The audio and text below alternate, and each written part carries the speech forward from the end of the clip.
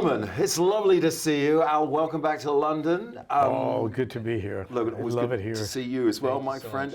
So let's talk Hunters. Okay, so I sat down watching this. It's an extraordinary watch. Talk about light and shade. This is epic. New York, 1977.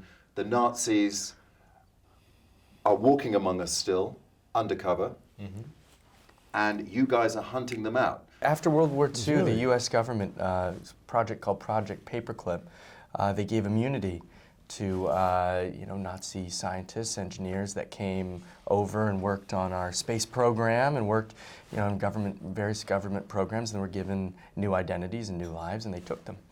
And from there it's fiction, our group of characters that are going around identifying and locating them and bringing them to justice. That's fiction, but it's grounded in truth. It's like sort of almost watching the A-Team extraordinarily, but the show doesn't shy away at all from depicting the horrors of Auschwitz and the various other camps, of course, where the atrocities took place. It really caught my eye when I saw it. I said, this is something I would like to be a part of. It's an experiment. It's got things I haven't seen before. It's eclectic and almost tongue-in-cheek. It's horror, and then sometimes it's very dramatic. You can really go anywhere with the 70s. Yeah. I mean, I can remember them. You young man, perhaps not. But wasn't it great, Al? I mean, I remember it. I remember it. You were there. I was there. That's what they tell me. Right. You were there, and it was, yeah. So it's so funny because a young fellow on the red carpet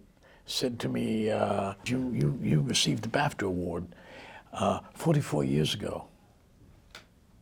I did that too. I thought I did.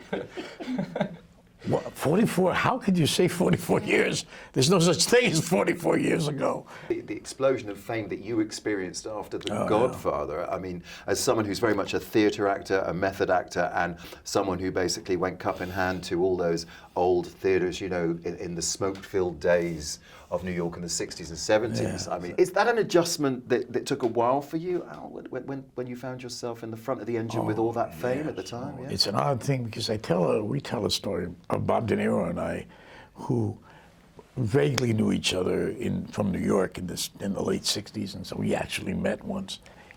Our careers was simultaneously exploded in this way. I don't know if back then the nature of fame is the way it is today. It was just really it was sort of like winning a lottery and you didn't know it. And it was something that came upon you and you sort of found the world change. It changed. And so occasionally Bob and I would hook up and just sort of kind of commiserate or say, is this happening to you too? Kind of. So it started a bond way back then. But I remember that being a very important thing to do, to find someone who was going through what you were going through. And because the careers took on that similar trajectory. It's finding someone with the same sphere of reference, isn't it? Yeah, that's right. You can sort of tether each other, like you sort of, in a crowded room. Because most other people are going to say to you, hey, you're lucky, and you are lucky. Let me tell you, there's a lot of luck involved in it. But at the same time, you're coping with a new life, a new world, a new way of relating to people. So it's a process.